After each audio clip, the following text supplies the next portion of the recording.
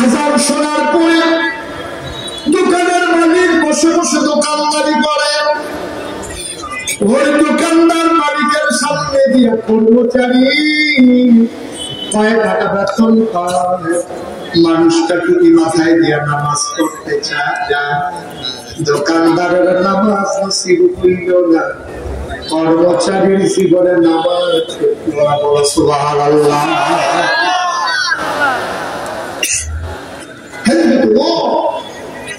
জান্নাত নসিব হয়ে গেছে। উনি দরজায় গিয়ে দাঁড়ালো, নবীর জীবনে প্রথমবার বসে আমি আসার আগে যে পুরা মডেল মাদ্রাসায় তো বসে এসেছি।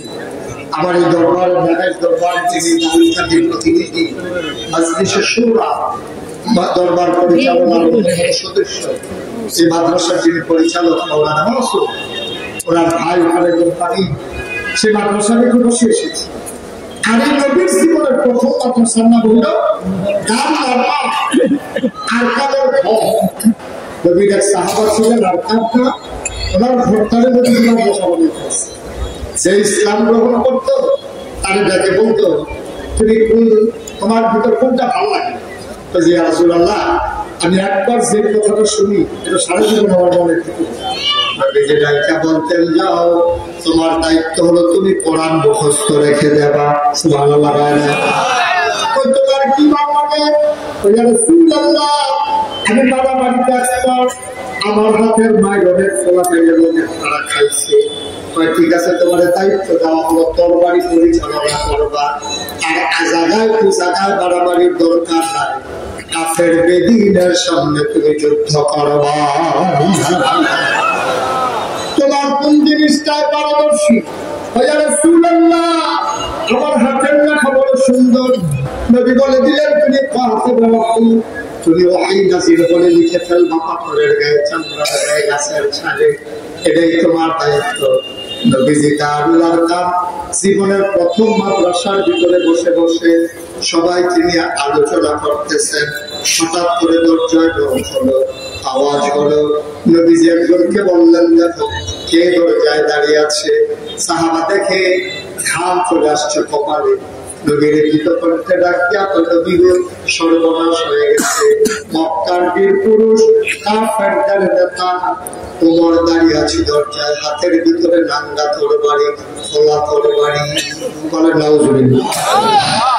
হাতের ভিতরে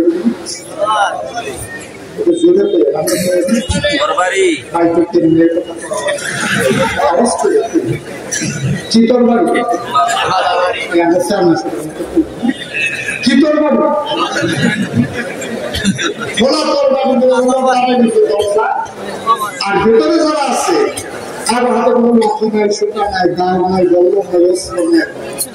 নবীজিরা সেটাই অত সাবধান। মক্কার বীর পুরুষ এই কাজের মেলা বারবার যে মানুষটা শ্রেষ্ঠ চিন্তা হয়েছে, এই মানুষটা খোলা তরবারি নিয়ে দরজা দাঁড়িয়েছে। আল্লাহর নবী চুপ করে গেলেন, কপালে চামড়ার ভাঁজ পড়ে গেল, গালগুলো হয়ে গেল, বড় বড়, তিনি পেরেশান হয়ে গেলেন। তিনি চিন্তা করতেছিলেন এখন কি করা যায়। ওই বৈঠকের ভেতরে ছিলেন নবীর চাচা আমির হামজা। সুবহানাল্লাহ। আরেক বীর পুরুষ আমির হামজা ঘরের ভিতরে বসেছিলেন। তিনি আস্তে করে দাঁড়ালেন, হাতিগারে ডাকতে, ইয়া রাসূলুল্লাহ, ইয়া হাবিবাল্লাহ, আপনি যদি অনুমতি দেন দরজাটা আমি খুলে দিতে চাই। আর ফিরে কোন সুবহানাল্লাহ। কোন জায়গা সুবহানাল্লাহ কোন জায়গা হাতাস আছে না? এটা হলো মূল চিন্তা না। ভিতর ভিতর লাগাই দিই। সারের ভিতর লাগাবেন, মুহের ভিতর লাগাই চিন্তা কেন করবে? আমিন কর। আল্লাহ সুবহানাল্লাহ। আমি হামদ করি। খাদিজা করি, আছে? इसके बाद तो पदरीवा की आफो गयरलो बाकी जाते या রাসূলুল্লাহ সুবহানাল্লাহ বলবেন না? ইয়া হাবিবাল্লাহ, আপনি অনুমতি দিলে দরজাটা খুলে দেয়। আল্লাহ নবী চুপ করে গেলেন, টপ টপ করে চোখের পানি পড়তেছে। আমির হামজা সাসা ডাকিয়া কয়, ইয়া রাসূলুল্লাহ, তাদের কেন?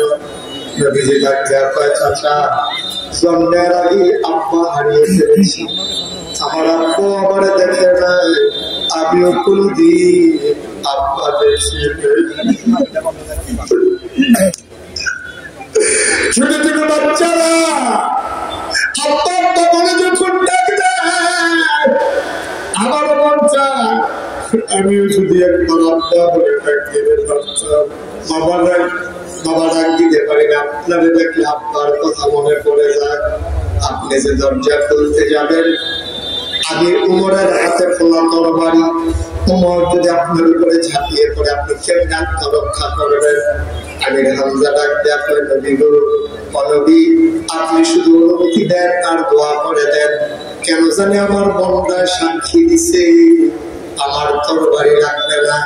ওমরের মতলব যদি ভালো হয় ওমর ভেতরে ঢুকবে, আর যদি আক্রমণ করার ইচ্ছা থাকে খোদার কসম আমার তরবারি লাগবে না। ওমরের হাতের তরবারি দিয়া আমি আমির হামজা ওমরের দেহ থেকে কল্যাণ আলাদা করার ক্ষমতা রাখি।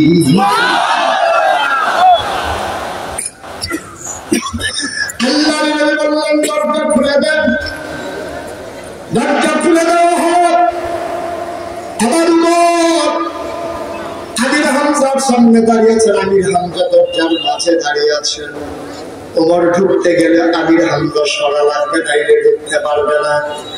আবার ওমর চুপ মেরে দাঁড়িয়ে আছে, কপালের সামনের চুলগুলো থেকে টক টক করে পানি পড়তেছে। আমির হামজা পরবর্তীতে কয় আমি ওনার চেহারার দিকে তাকাইলাম, আমি শরীর কোনো ছাপ দেখতে পাই নাই। উনি যে কাফের চেহারা দেখে আমার মনে হয় নাই, আর চুলগুলো থেকে যে পানি পড়তেছিল আমার মনে হচ্ছিল ওমরের জীবনের সবগুলা গুনাহ যেন পানি হয়ে টক টক করে পড়তেছে।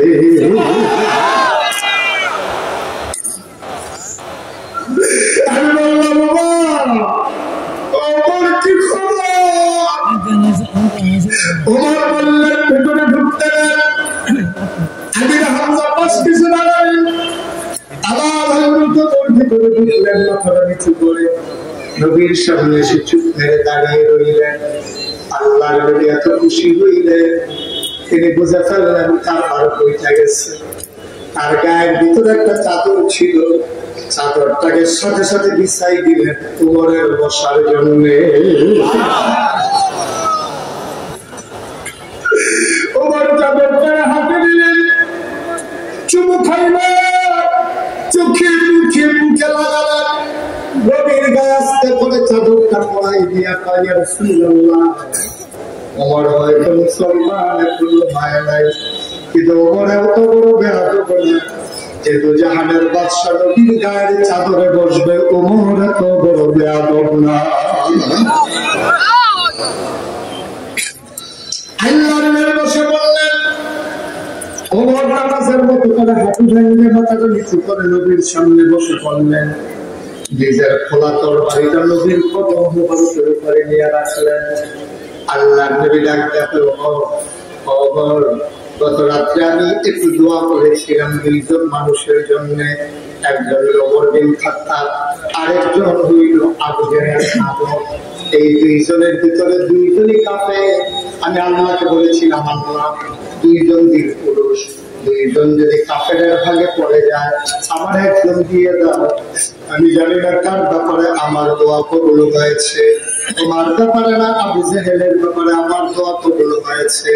কারণ নবীরা হইলেন মুস্তাজিবুদ দাওয়া, তাদের দোয়া আল্লাহ দোয়া করতে দেরি, তাদের দোয়া কবুল হইতে দেরি হয় না।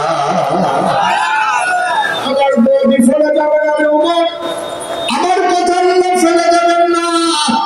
কিন্তু আমি চিন্তা করতেছি আমার দোয়া কি তোমার জন্য কবুল নাকি আবু জাহেলের জন্য কবুল, আমি মিলাইতে পারতেছি না। ওমর মুচকি হাসি দিয়া কয় ইয়া রাসূলুল্লাহ, ইয়া হাবিবাল্লাহ, আপনার দোয়া বোধহয় আমি ওমরের জন্য কবুল হয়ে গেছে।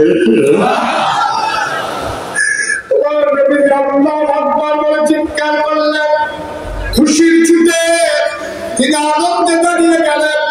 আবার ওমর দেয়া কয় ইয়া রাসূলুল্লাহ, আপনার হাতটা বাড়িয়ে দেন। নবীজি হাতটা বাড়িয়ে দিলেন, ওমর হাতটাকে শক্ত করে ধরলেন, চুমু খাইলেন। ডাক দেয়া কয় যে কলেমা পড়ে মানুষ মুসলমান হয়ে যায়, ওই কলেমা পড়াইয়া এই মুহূর্তে আমি উমরকে মুসলমান বানাইয়া দেয় পড়িয়ে দিলেন না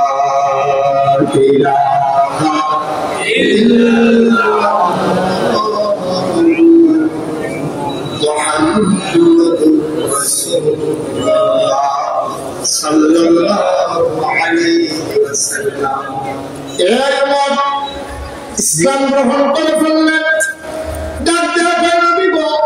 আমি যে বললাম না ইলাহা ইল্লাল্লাহ, আল্লাহ ছাড়া কোনো ইলাহা নাই, আল্লাহ ছাড়া কোনো মাবুদ নাই, আমি যে বললাম এই কথা কি সত্য না?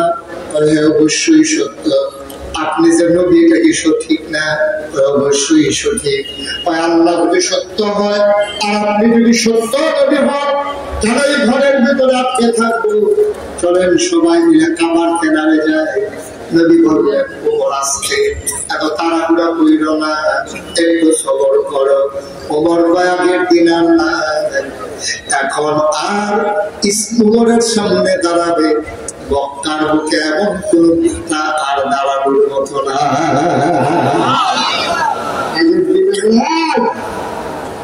আপনি চলেন, ওমরের সামনে দাঁড়াবে এই পুরুষ, এই বীর পুরুষ বক্তা এখনো জন্ম নেয় নাই।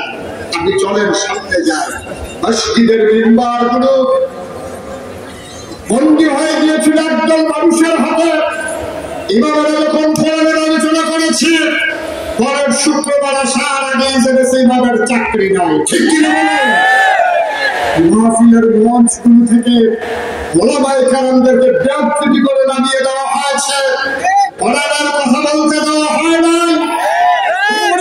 মানুষ সাক্ষী থাকে, যেদিন গেছে একেবারেই গেছে, আর ময়দানে কথা থামিয়ে রাখার সুযোগ নাই। মানুষ নতুন লড়াই হবে।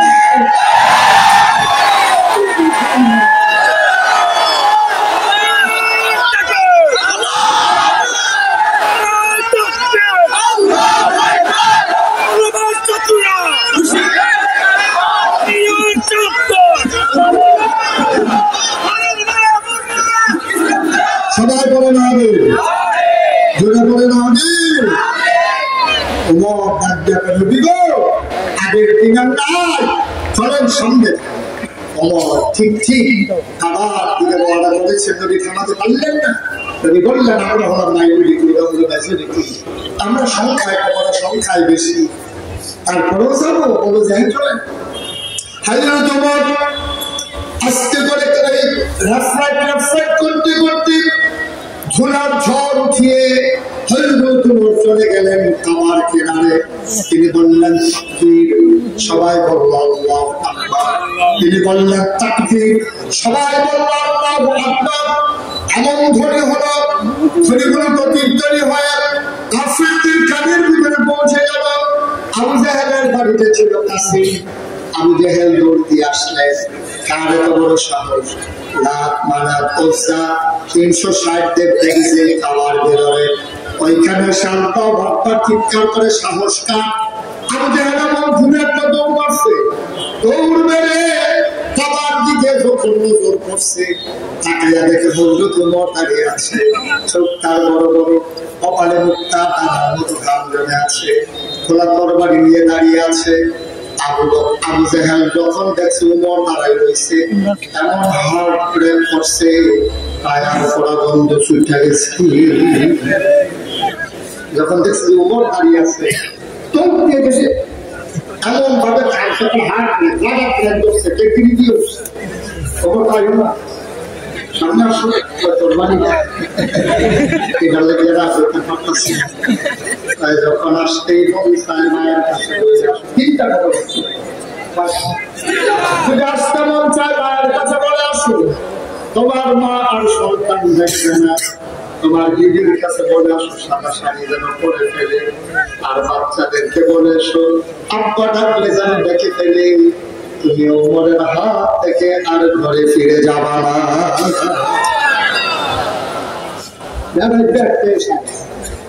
আমরা তো বাঘের বড় 20,000 পুরো 200 কোটি মুসলমান পৃথিবীতে, তারপরে আজকে ফিলিস্তিনে মুসলমান মাইর খায়, কাশ্মীরে মাইর খায়, ইসরায়েলে মাইর খায়, আমার 70-92 জন লোক মুসলমানের দেশে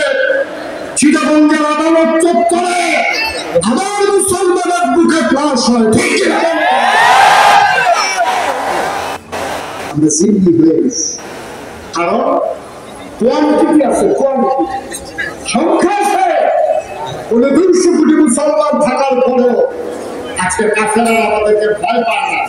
কারণ হচ্ছে আমাদের নৈতিক মান অধপতনের একটা নিম্নস্তরে পৌঁছে গেছে, ঠিক কিনা?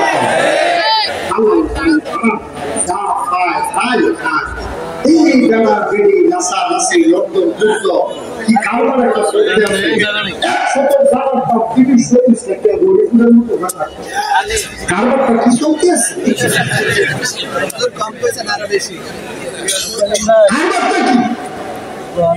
কারবার তো বেশি কারবার সমস্ত কিছু ইসলাম নিয়ে কোনো টেনশন, ইসলাম নিয়ে কোনো টেনশন না।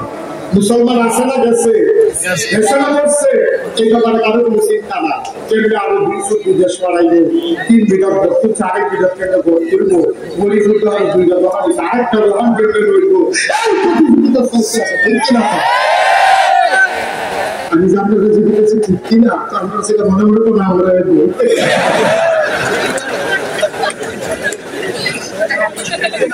তাহলে মুসলমানদের তাহলে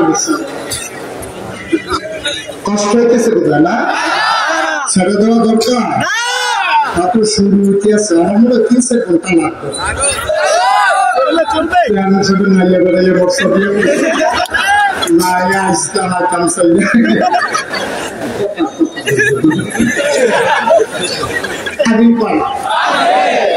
পায় না এই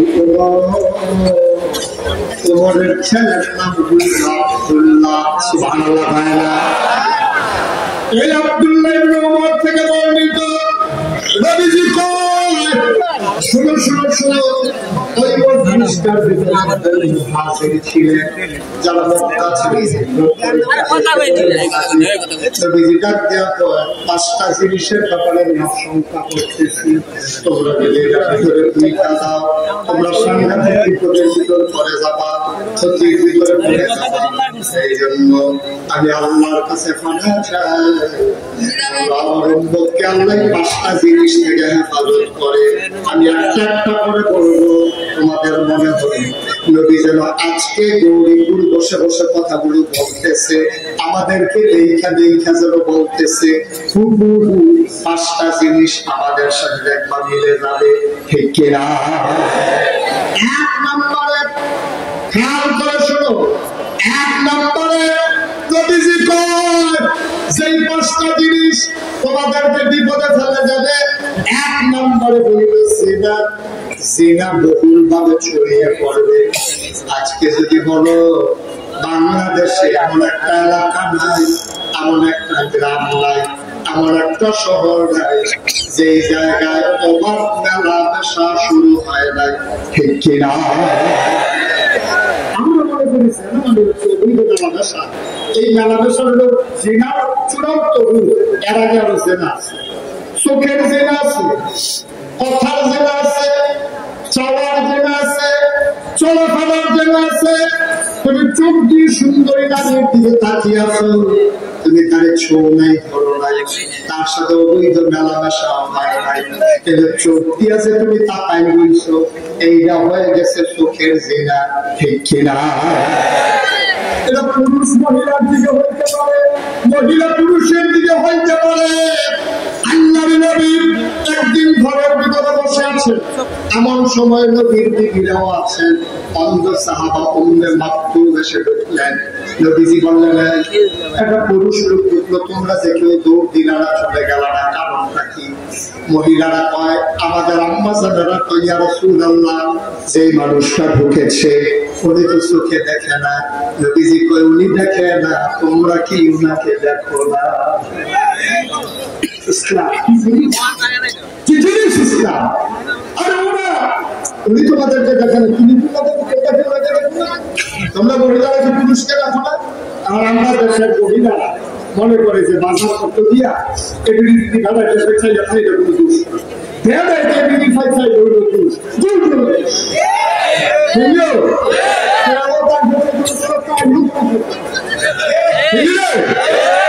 আগের দিনও তোমাদেরকে মনে করছে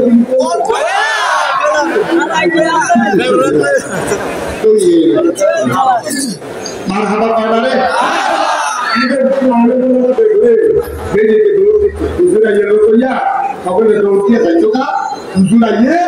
মহিলারা রাস্তায় তখন যে দৌড় দেয় না আমরা যে রাস্তাঘাটে যাই শহরে গ্রামে গ্রামে যাই আমরা দেখবো মহিলারা দৌড় দেয় হুজুর আইয়ে কইয়া দৌড় দেয় তারপরে দৌড়ে পিছনে লইয়া আইসে সাইলেন্স আইয়ে না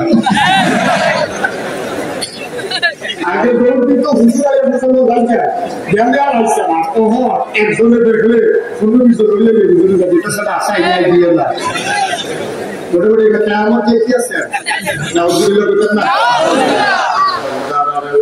মায়েরা গৌরীপুরের মায়ের মনে কষ্ট নিয়েন না আমি মুশতাক হয়ে যে আপনাদের শত্রু না আমার অনেকেই কয় হুজুর করতেন না যে আপনার বেরিয়েছে বিরুদ্ধে দাদা একটু দেখেন না আর ওই দাদা একটু দেখি আমার একটা চিন্তা আছে মহিলারা বেশি বেশি বলার কাছে আমার বিশ্বাস আম্মা যদি ভালো হয়ে যায় আব্বা ভালো হবে ভাইও ভালো হবে আমার জন্য ভালো হয়ে যাবে ঠিক কিনা আমি সফারা ছিলেন না সফারা ছিলেন না সামনে গেলে সফারা সফারা এই সফারা মাফিল দিয়ে খেয়াল হয়েছি যে আমার আম্মা কথা বলে রাখতে আমি ওই ওয়াজের ভিতরে বলছি আর কি যা আমরা হুজুর যত ওয়াজ করি ওয়াজে কোনো মহিলা মানে ভালো একটু বলে না আমরা ওয়াজ করি 2 ঘন্টা এই আপনারা যারা আছেন হাজার হাজার মানুষ আইয়া বসছেন না ওয়াজটা শেষ হওয়ার লগে লগে আপনি বানিয়ে দিলেন দুর্গা কথা কথা একটু সহযোগিতা করা যেত না বেরিয়ে যান আপনি ঘরে কথা কই আছে তোমরা খাওয়া করে তোমরা একটা সিলেন দিলে আমার তো ভালো লাগে না কথা কি ইচ্ছা করে দাও এটা একটা সিলেন দাও রামের ওয়াজ আমিন আমি তো যখন ওই সফারা যখন মাসির দিয়ে করছি জামা এই আপনারা এই বই পড়ছি ওয়াজের দিন যত ওয়াজ হচ্ছে সুন্দর সেটা মাসির যখন বাঁচছে বাড়িয়ে ছেড়ে মশাল দিয়েছে না দুর্গা কথা চাইতে তো এটি সব দুইটা পরে ওটা বেরিয়ে যাবে বেরিয়ে করে যখন বন্ধকে ওয়াজ উঠতে আসছে হবে আপনার আমরা যদি ওয়াজ করে এই ওয়াজে যে কি একশো সবাই গিয়ে আমি মাফি দিয়ে বলছি মা এটা কি বলছি জামা তখন যে আপনারা বলবেন সময় আপনারা যদি চাই দিয়ালা এবারে বেলা মসজিদ আমাদের সুযোগ নাই শুরু করতে লাগছে খেতানো তো কি করবো খেতে থাকা আমি তো বাসির শেষ করে রওনা দিয়ে গেছি না মাথায় কি দাঁড়িয়া মাথায় গেছি করে ফোন দিছে যে সকালকে বলাবে আমি কি করে তো হুজুর কিসেস মানে দিয়া গেল আমি কি কিসেস কিয়া তো হুজুর সাসা মাসিদকে ডাক গেছে গেছে পরে আমরা জানালাতে বলি তারা জোরে জোরে কথা কম আমি আমরা কেউ বেশি বলাবে কি তারে কি কথা কয় শুনতেছে যে সাসা সাসিয়ে কইতেছে নামাজ পড়তে পায়রা তো নামাজটা পড়লে বালিশটা লিয়ে বারান্দা বন্ধ দেখিয়া কথা হতো আমি জানি আপনি নামাজটা পড়লে এই যে বাথরুমটা খাওয়াইবো ইয়া করবো একখানা এই কথা কইছে পরে এবার কি আমি এই বারান্দার মধ্যে শিখতে দিতে বারান্দা কিটা দিতাম আমি যেন নিয়োগ করছি না নিয়োগ করে গেলাম বারান্দাতে থাকে না বেলা মাঝে লোকে আর তো না কিন্তু লাইনটা বেড়া দিতে লাইনটা বেড়া খাওয়াইতাম কিন্তু থাকে থাকি আর একটা হবে না যতদিন নামাজ আরে নামাজ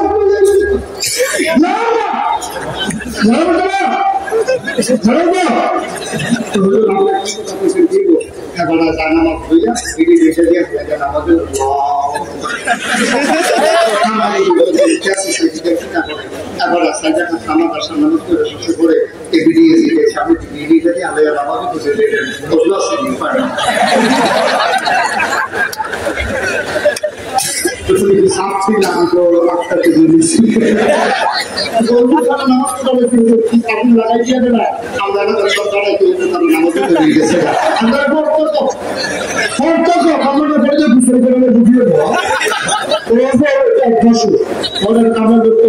পরে করবো সব আলাদা করেন না আমাদের কথা আপনার আমার যখন সাতটা আপনার পুরা হচ্ছে না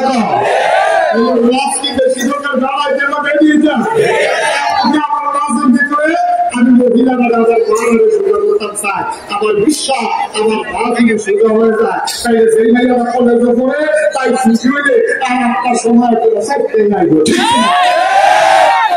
মা যদি নামাজি হয় বাবার নামাজি হয়ে যাবে সন্তান নামাজি হয়ে যাবে আজকে সন্তান নষ্ট হয়ে যাচ্ছে কারণ মা স্বামী থাকে বিদেশ কোটি কোটি লক্ষ লক্ষ টাকা পাঠায় মহিলা শপিং করে একা একা গৌরীপুর বাজার এমন কোন সেলসম্যান না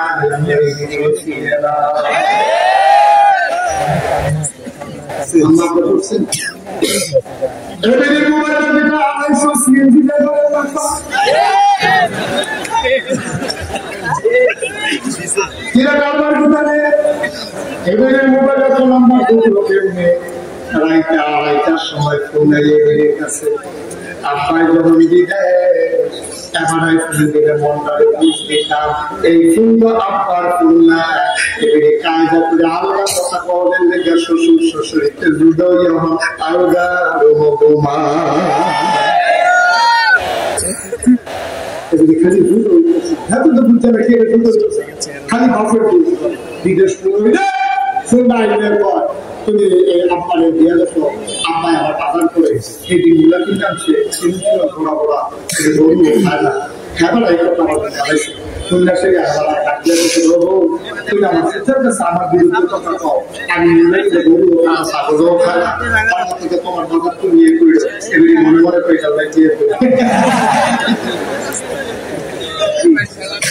এখান থেকে মশলা হ্যাঁ এবারে আমরা রান্না খুশি এবারে সুযোগে খুশি কারণ ওখানে এবারে ইচ্ছা করে বাজারে যাইতে পারবো বোনার নাম দিয়ে এবারে ওখানে বাজারে যাইতে পারবো কাঁচামরিচের নাম দিয়া এতদিন হলুদ দিয়ে বাজার করাইছে এবারে ওখানে যাইলে হইছে বাজাইরা আমাদের সাথী দাস রয়েছে জীবনে ফিরে আপনার সাথে আছে জীবনে কাঁচা বাজার বেরিয়ে গেছে না মাছ বাজার বেরিয়ে গেছে না ঠিক কিনা খাও কাঁচা বাজারে মাছ বাজারে গত ঈদের সময় গরু বাজারে বেরিয়ে কথাটা কি বলে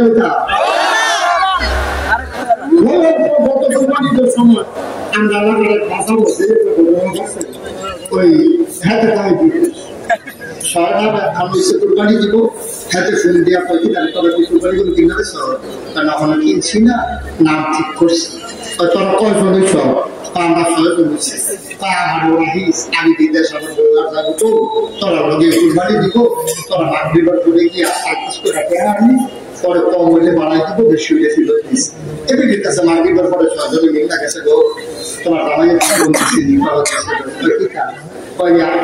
কুরবানি দিতে আমরা কুরবানি তো কুরবানি গরু কিরম দেখা দিবা না কোথায় দিতা আর কেন গরু কিরম দিতে যে আমি গরু দিতে পারবো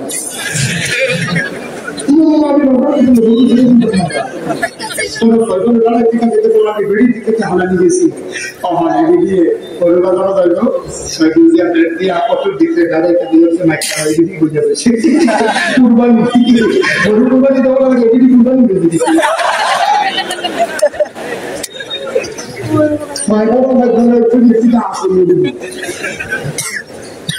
কথাটি কইলে তোমার বাবা কথাটি কইলে তোমার বাবা না তোমরা যা শুরু করছো সাইদার বেরিয়ে বাজানো গেছে এই বইটা যাতে দেখো কত আনা কত সালা কত কিছু চলতে আছে এই ভিডিওটা বেশি করে বইয়ের পিছনে দিবি বইয়ে বইয়ে বাজানো গেছে পরে আমরা যেন সবক থেকে নাই গরুর তো সবক আছে গরুর তো হলো সবক হচ্ছে আমরা যেন সবক হচ্ছে গরুয়ের গোবর সামনে দিয়ে গেছে ফুটপাত দিচ্ছে একটা বান দিচ্ছে গরুয়ের বড় বড় পাখি সিটিয়া এলাকাতে বান দিচ্ছে সামনে পিছিয়ে গেছে পিছিয়ে গেছে পরে লাঠি দিয়ে